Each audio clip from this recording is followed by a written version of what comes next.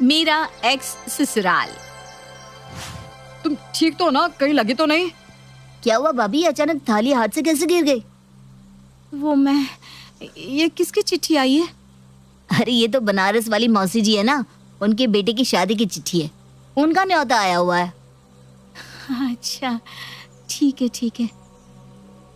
पर हुआ क्या? तुम डर क्यों गई थी? तुम्हें क्या लगा क्या है इसमें? नहीं नहीं, मैं क्यों डरने लगी? वो तो बस थाली गर्म थी ना तो मेरे हाथ से छूट गई, और कोई बात नहीं है। कोई बात नहीं भाभी, आप बैठिए, मैं ये साफ कर देता हूँ। अरे नहीं नहीं अनुज, तुम क्यों करोगी, मैं कर देती हूँ साफ। अरे कोई बात नहीं भाभी, आप बैठिए ना, थोड़ी देर आराम कीजिए। अरे चलो बैठो भी थोड़ी देर, आओ। यहाँ सब लोग कितने अच्छे हैं, मुझसे कितना प्यार करते हैं। अगर इन्हें पता चल गया मेरे अतीत के बारे में तो नहीं नहीं, मैं अपने पति और ससुराल वालों की नफरत नहीं सहन कर सकती। अरे तुम्हें इतना पसीना क्यों आ रहा है दिव्या? सब ठीक तो है ना? हाँ सब ठीक है, मैं रसोई में जाती हूँ, बहुत काम पड़ा है। हाँ ठीक है, लेकिन आराम से काम करना, कोई जल्दी नहीं है। जी। ऐसा क्यों लग रहा है कि दिव्या मुझसे कुछ छुपा रही है? भैया भाभी कुछ डरी डरी नहीं लग रही थी, कुछ हुआ है क्या? पता नहीं, शायद ज्यादा काम की वजह से थक गई होगी।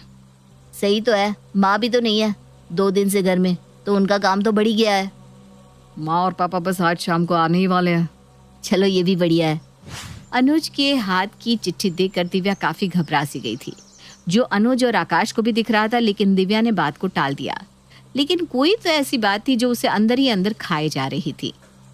एक दिन जब दिव्या दिन को अपने कमरे में आराम कर रही थी और उसका फोन बजता है। ये क्यों मुझे बार बार फोन कर रहा है, अकेला क्यों नहीं छोड़ देता मुझे? क्यों बार बार फोन करके मुझे परेशान कर रहे हो? छोड़ क्यों नहीं देते मेरा पीछा? सुना है आज तुम्हारे सास ससुर जयपुर से शाम को वापस आ रहे हैं। मैं सोच रहा था उनसे मिल लेता हूँ, कुछ बताना था उन्हें मुझे। देखो ये धमकियां देना बंद कर दो अब, मेरा तुमसे कोई रिश्ता नहीं है, समझे? अब रिश्ता नहीं है, लेकिन रिश्ता रहा तो सही ना। और तुमने हमारे रिश्ते के बारे में अपने ससुराल वालों को बताया कि नहीं भाई? तुम कहो तो मैं बता दूं। क्यों कर रहे हो तुम ये सब? हमारे बीच में जो भी था सब खत्म हो गया है। तुमने मुझसे रिश्ता तोड़ा था ना, अब देखो मैं कैसे तुम्हारे ससुराल में तुम्हें बदनाम कर देता हूँ। क्या चाहिए तुम्हें मुझसे? कुछ नहीं, बस मैं तुम्हें खुश नहीं रहने दूंगा। अब देखो शाम को आ रहे हैं ना तुम्हारे सास ससुर, कैसे मैं उनके कान भरता हूँ। तुम कुछ भी नहीं करोगे ऐसा, प्लीज प्लीज मेरा पीछा छोड़ दो। क्या बिगाड़ा है मैंने तुम्हारा? कभी तुम्हारी माँ, कभी तुम, तो कभी तुम्हारी बहन मुझे धमकियां देते रहते हो। छोड़ दो मेरा पीछा प्लीज। इतनी आसानी से तो नहीं। Hello hello. काश उस दिन मेरा रिश्ता इनके साथ ना जुड़ा होता। तो भाई साहब आज से आपकी बेटी हमारी हुई। लेकिन बहन जी, आपने अचानक यहाँ आकर दिव्या को अंगूठी पहना दी, हमने तो हमारे रिश्तेदारों को भी नहीं बताया। अरे भाई साहब अब रिश्तेदारों को तो बताते रहिएगा, लेकिन दिव्या हमारी हो गई। बहुत अच्छा बहन जी, अब हम शादी भी जल्दी कर लेंगे। दिव्या की अचानक सगाई के बाद रवि के घर वाले शादी की भी जल्दी कर रहे थे, और उसी बीच रवि की माँ और रवि खुद लेन देन को लेकर नई नई डिमांड्स पर उतर आए थे। आज ये कार मांग रहे हैं, मुझे तो समझ में नहीं आ रहा कि जब इनके पास इतना पैसा है तो ये सब क्यों कर रहा है। उस दिन शीला बहन जी ना उनके रिश्तेदारों के लिए सोने के सिक्के मांग रही थी। इनकी डिमांड्स तो बढ़ती ही जा रही है। मुझे लगता है कि ये परिवार हमारी दिव्या के लिए सही नहीं है, हमें ये सगाई तोड़ देनी चाहिए। आप बिल्कुल सही कह रहे हैं, मैं आज ही इन्हें मना कर देती हूँ। इन जैसे लालची लोगों के घर में हमारी दिव्या कभी सुखी नहीं रहेगी। दिव्या के पिता ने रवि और दिव्या की सगाई तोड़ दी और कुछ समय बाद अरोरा परिवार के साथ अपना रिश्ता जोड़ लिया। दिव्या इस परिवार में काफी खुश थी, लेकिन उस पर से उसके एक्स ससुराल का साया हटने का नाम नहीं ले रहा था। शीला, उसकी बेटी रिया और रवि अक्सर दिव्या को धमकी देते कि वो उसका नाम खराब कर देंगे, और दिव्या इसी डर में जी रही थी। दिव्या चलो बाहर, माँ और पापा आ चुके हैं। जी चलिए चलिए। अपना घर अपना होता है, चाहे कितना भी घूम लो सच में। सो तो है जी। आप दोनों कैसे, मम्मी जी पापा जी? हम ठीक है दिव्या, तुम कैसी हो बेटा? आपके बिना तो इसका मन ही नहीं लग रहा था माँ। अच्छा वैसे दिव्या, मुझे तुम्हारी दोस्त मिली थी वहाँ, क्या नाम है उसका? रिया। हाँ रिया नाम था उसका। रिया, उसने आपसे कुछ कहा क्या? कुछ गलत बोल रही थी क्या?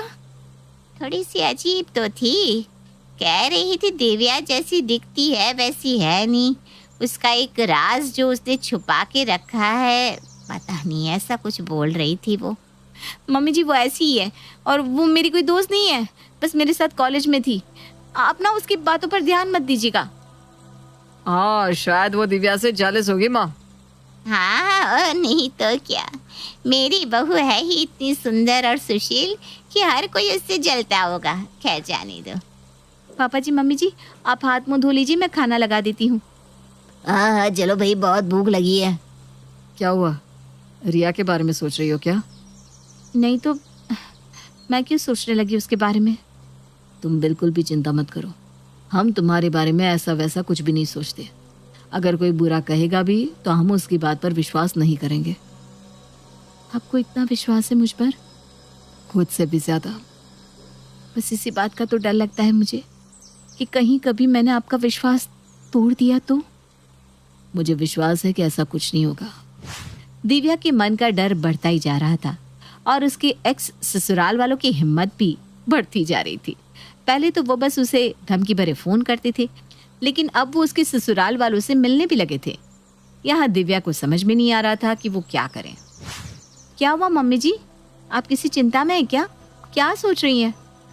पता नहीं, सुबह से किसी नए नंबर से फोन आ रहा है, बात करने पर एक ही बात बोल रहे हैं, कोई राज की बात बतानी है आपको। अरे माँ कोई मजाक कर रहा होगा। अरे पर कोई ऐसा मजाक क्यों करेगा बेटा, और ऐसा क्या है जो हमें नहीं पता? दिव्या तुम्हें कुछ पता है क्या इसके बारे में? मुझे नहीं पता मम्मी जी इसके बारे में, मैं नहीं जानती। पता नहीं कौन है और क्या राज की बात बताना चाहता है ये। अरे माँ छोड़ो भी, जाने दो। इनकी हिम्मत तो बढ़ती जा रही है, मुझे कुछ तो करना होगा। मैं आज ही पापा से बात करती हूँ। हाँ वही कुछ कर सकते हैं। अगर ये लोग मेरे ससुराल वालों के सामने आ गए तो नहीं नहीं नहीं, सब लोग मुझसे कितना प्यार करते हैं, कितना विश्वास करते हैं, सब खराब हो जाएगा।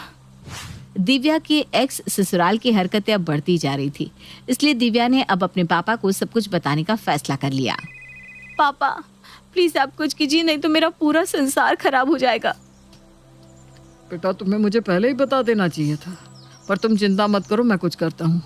मैं आज ही जाकर इनसे बात करूँगा, और अगर इन्होंने मेरी बात नहीं मानी तो मैं पुलिस में इनके खिलाफ शिकायत कर दूंगा। पापा प्लीज आप जल्दी से कुछ करिए, कहीं ये मेरे ससुराल वालों के सामने आ गए तो मैं उन्हें क्या जवाब दूंगी? इसे क्या जवाब देना है दिव्या? नहीं तो वो मैं ना बस यूं ही पापा से बात कर रही थी। अरे तो तुम इतनी घबरा क्यों रही हो, जैसे तुम्हारी कोई चोरी पकड़ी गई हो?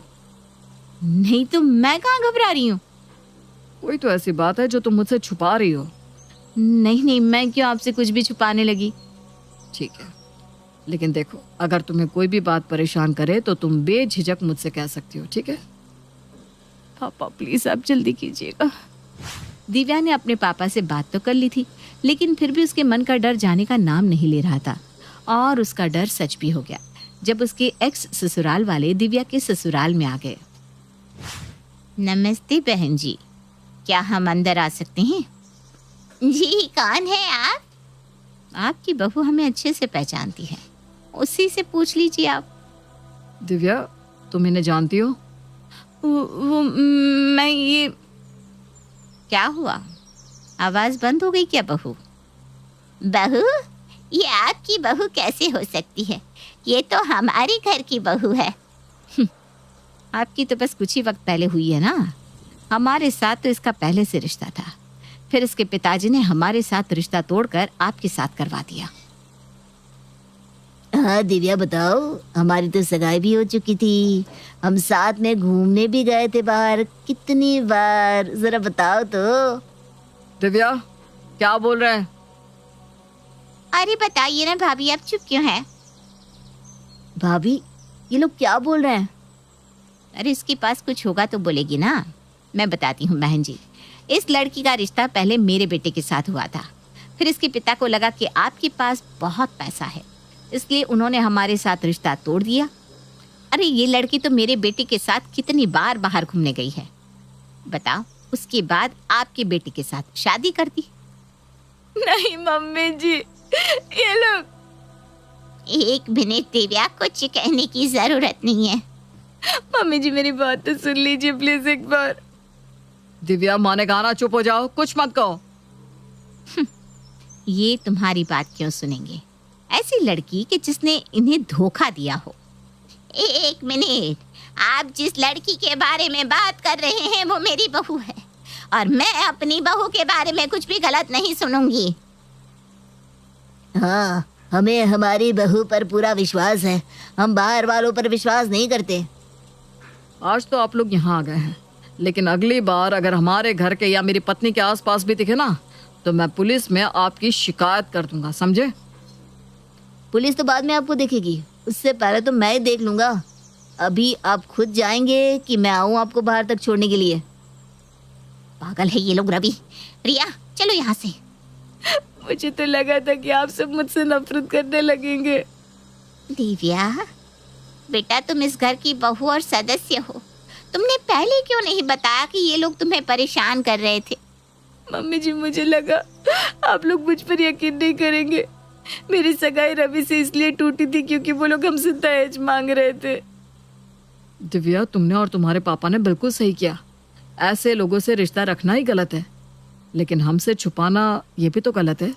आज के बाद वादा करो कि तुम कुछ भी नहीं छुपाओगी। आप जैसे ससुराल वाले हो जो अपनी बहू पर इतना विश्वास करते हो, तो कोई भी लड़की कभी भी डर के साथ नहीं जिएगी। थैंक यू मेरे एक्स ससुराल से मुझे बचाने के लिए। Thank you so much. घर की बहुओं की लड़ाई रसोई के सामान तक तो आ पहुंची थी, लेकिन फिर भी अपनी सूझबूझ से सरोज जी ने समस्या का समाधान कर दिया।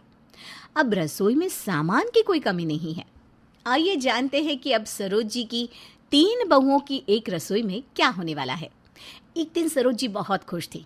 उन्होंने अपनी बहन शोभा और तीनों बहुओं को बुलाकर कहा, शोभा, शोभा, अरे बहुओं इधर तो आओ, तुम सबको एक खुशखबरी देनी है, जल्दी से आओ। अभी अभी तुम्हारे ससुर जी का फोन आया था, वो और मेरे तीनों बेटे आज शाम तक घर आ जाएंगे। तुम सब मिलकर घर की अच्छी तरह साफ सफाई कर लो और उन चारों के लिए कुछ अच्छा सा खाना बना लो। चलो, मैं तुम तीनों की मदद करती हूँ, लेकिन हाँ एक बात याद रखना, उनके सामने लड़ना बिल्कुल नहीं। हाँ नहीं मौसी जी, हम बिल्कुल झगड़ा नहीं करेंगे। तीनों बहुएं खुशी खुशी घर के कामों में लग जाती हैं। बहुत अच्छा खाना बनाती हैं। शाम को विनीता का पति वरुण, रेणु का पति राहुल, कोमल का पति कुणाल और अंत में सरोज जी के पति परमेश्वर सोमनाथ घर आ जाते हैं। उन्हें देखकर सरोज जी और उनकी तीनों बहुएं बहुत खुश होती है। इस बार बहुत दिन लगा दिया आपने आने में, आप खुद तो चले जाते हो और मेरे बेटों को भी ले जाते हो। अरे भाग्यवान, तुम्हें तो पता है हमें काम के सिलसिले में बाहर रहना पड़ता है। अब बातें ही करती रहोगी या कुछ पेट पूजा भी कराओगी? हाँ हाँ क्यों नहीं, आप फ्रेश हो जाओ, मैं खाना लगवा देती हूँ। विनीता बहू, रेनो बहू, खाना लगा दो। तीनों बहुएं मिलकर खाना लगा देती है। घर में लोग ज्यादा हो गए और रसोई एक ही है, तो बहुएं कोशिश करती है कि घर के किसी सदस्य को शिकायत का कोई मौका ना मिले। विनीता ने सुबह जल्दी उठकर सबके लिए नाश्ता बनाया। विनीता, आज नाश्ता मिलेगा या नहीं? हाँ अभी लाई। विनीता सबको नाश्ता दे देती है, लेकिन शोभा नाश्ता नहीं करती। अरे मौसी जी, आप नाश्ता क्यों नहीं कर रही हो? हाँ शोभा, क्या हुआ? अच्छा तुम्हारा दलिया नहीं आया अभी तक। वरुण बेटा, क्या है ना, तुम्हारी मौसी ये सब पराठे, ब्रेड, मक्खन नहीं खाती, ये सिर्फ दलिया खाती है। विनीता बहू, जाओ दलिया ले आओ। ओ माँ जी, मैं तो दलिया बनाना भूल गई। वो सबके लिए नाश्ता बनाना था ना, तो याद ही नहीं रहा। विनीता, तुम्हारे अंदर दिमाग है या नहीं? जब मौसी जी के लिए दलिया बनाया ही नहीं तो सुबह से रसोई में कर क्या रही हो? रहने दो बेटा, आज मैं यही सब खा लूँगी। एक दिन ये खा लूँगी तो कुछ नहीं हो जाएगा। नहीं नहीं मौसी जी, आपके लिए दलिया ही बनेगा। रेनू, अगर विनीता भाभी भूल गई थी तो तुम्हें तो याद था ना, तुमने क्यों नहीं बनाया? मौसी जी हमारे घर की मेहमान है, उनका खास ध्यान रखना है तुम्हें, समझी? कोमल, तुम कहाँ थी सुबह से? जब दोनों भाभियों ने नहीं बनाया था तो तुम नहीं बना सकती थी? जाओ मौसी जी के लिए दलिया बना कर लाओ। रेनू और कोमल रसोई में जाती है और मौसी जी के लिए दलिया बनाती है। ऐसे ही शाम हो जाती है। तब सोमनाथ रेनू से कहते हैं, रेनू बहू। जी पापा जी। क्या कर रही हो बेटा? सबके लिए चाय बना रही हूँ। अच्छा ठीक है, मुझे भी देना 1 कप चाय। रेनू सबको चाय बनाकर देती है, लेकिन जैसे ही सोमनाथ चाय पीते हैं तो वो चाय मुंह से निकाल देते हैं। क्या हुआ जी, चाय अच्छी नहीं बनी क्या? चाय तो अच्छी है लेकिन बहुत मीठी है। रेनू, तुम्हें पता है ना इन्हें डायबिटीज है, फिर भी मीठी चाय बना दी। मैं सबके लिए एक साथ ही चाय बना रही थी ना माँ जी, तो पापा जी के लिए भी बना दी। तुम्हारा ध्यान कहाँ रहता है रेनू? ढंग से काम क्यों नहीं करती? विनीता, जब रेनू सबके लिए चाय बना रही थी तो तुम रसोई में जाकर पापा जी के लिए चाय नहीं बना सकती थी? करती क्या रहती हो तुम सारा दिन? और कोमल, तुम्हारे हाथ पर मेहंदी लगी है, तुमसे तो कुछ होगा नहीं। जाओ पापा जी के लिए दूसरी चाय बना कर लाओ। कोमल अपने ससुर के लिए चाय बनाने चली जाती है और चाय बनाते हुए सोचती है, विनीता दीदी और रेनू दीदी की वजह से मुझे भी सबकी बातें सुननी पड़ती है। पता नहीं कब जाकर घुस जाती है रसोई में। रात का सारा खाना मैं बनाऊंगी और किसी को शिकायत का मौका ही नहीं दूंगी। आज रात को रसोई मेरे हाथों में रहेगी। अब कोमल रात के खाने की तैयारी करने लगती है। वो सबके लिए बहुत अच्छा खाना बनाती है, लेकिन हर बार की तरह उससे भी एक गलती हो ही जाती है। तुमने खाना तो अच्छा बनाया है, लेकिन तुम्हें पता है ना रात को मैं बहुत हल्का खाना खाता हूँ। सॉरी कुणाल जी, मैं घर वालों के लिए अच्छा खाना बनाने के चक्कर में ये बात तो भूल ही गई। बहू, तुम्हारा पति इतने दिनों के बाद घर आया है और तुम उसके लिए खाना बनाना ही भूल गई। तुम्हें अपने पति का ध्यान रखना चाहिए। रेनू, जब कोमल खाना बना रही थी तब तुम क्या कर रही थी? तुमने कसम खा ली है क्या कि तुम कोई काम करोगी ही नहीं? नहीं, ऐसा नहीं है। कोमल ने मुझे बताया ही नहीं कि वो खाना बना रही है, नहीं तो मैं उसकी मदद करवा देती। और विनीता, तुम क्या कर रही थी? तुम नहीं बना सकती थी कुणाल के लिए खाना? मैं बना तो देती, लेकिन मुझे पता ही नहीं कि कुणाल क्या खाता है। अरे तो पूछ लेती ना विनीता, इसी घर में रहता है कुणाल। जाओ अब कुछ हल्का फुल्का बना दो इनके लिए। तीनों की तीनों एक से बढ़कर एक है, कोई काम ढंग से नहीं करती। माँ, आप कैसे झेल रही हो इन तीनों को? हाँ माँ, तीनों मिलकर एक घर नहीं संभाल पा रही है। कभी कोई कमी छोड़ देती है तो कभी कोई कमी। माँ, आपने ही बिगाड़ा है तीनों को। मैं देख रहा हूँ आप और मौसी जी इनके साथ मिलकर कितना काम करवाती हैं। माँ, अब आप इनके साथ मिलकर कोई काम नहीं कराएंगी। इन्हें भी तो अपनी जिम्मेदारी का एहसास होना चाहिए। अब इसी तरह तीनों बहुएं अकेले ही सबका काम करने की कोशिश करती है और काम गलत होने पर तीनों को ही डांट खानी पड़ती है। छोटी सी छोटी गलती होने पर पति तो तीनों को सुनाते ही साथ में उन्हें उनकी मौसी जी और सास ससुर की भी सुननी पड़ती है। एक दिन तीनों बहुएं बात कर रही थी। हम कितना भी काम कर लें, लेकिन आखिर में सब हमें सुनाते ही है। मैं तो हर बार कोशिश करती हूँ कि कोई गलती ना करूँ, लेकिन फिर भी पता नहीं क्यों कोई ना कोई गलती हो ही जाती है। सारे घर वाले कुछ भी बोले मुझे कोई फर्क नहीं पड़ता, लेकिन जब कुणाल जी मुझे डांटते ना तो बहुत दुख होता है। हाय हाय कोमल, कितनी ढीठ हो तुम। घर वाले तुम्हें इतना सुनाते हैं, फिर भी फर्क नहीं पड़ता तुम्हें कोई। दीदी, आप ना जले पर नमक मत डालो, फर्क पड़ता है पर इतना भी नहीं पड़ता। पर कुणाल जी ना कुछ भी बोले तो उनकी बातें बर्दाश्त नहीं होती मुझसे। विनीता दीदी, हम अगर मिलकर काम करें, नाश्ता लंच और डिनर मिलकर बनाएं, तो हम सबकी पसंद नापसंद का ख्याल रख पाएंगे और किसी को कोई शिकायत भी नहीं होगी हमसे। हाँ रेनू दीदी, आप ठीक कह रही हो। अब से हम ऐसा ही करेंगे। अकेले अकेले सबका ध्यान रखने के चक्कर में हम रसोई में जाकर कंफ्यूज हो जाते हैं कि किसके लिए क्या बनाएं। माना कि हम तीनों बहुओं की रसोई एक है और घर में लोग ज़्यादा हैं, तो क्या हुआ? हम सभी घर वालों को दिखा देंगे कि हम सबका ख्याल रख सकते हैं और रसोई भी अच्छे से संभाल सकते हैं। वो भी लड़े बिना। अब तीनों बहुएं कमर कस लेती हैं। वो रसोई में एक साथ ही जाती हैं और एक साथ ही सबके लिए खाना बनाती। उस दिन के बाद से तीनों बहुओं को किसी ने भी डांट नहीं लगाई। उधर सरोज जी भी हैरान कि बहुएं हमेशा किचन में एक साथ रहती हैं, लेकिन उनकी लड़ाई की तो कोई आवाज़ ही नहीं आती। क्या सरोज जी की बहुएं सच में सुधर गई हैं या आगे कोई और खेल होने वाला है? कोई और मुसीबत उनका इंतजार कर रही है।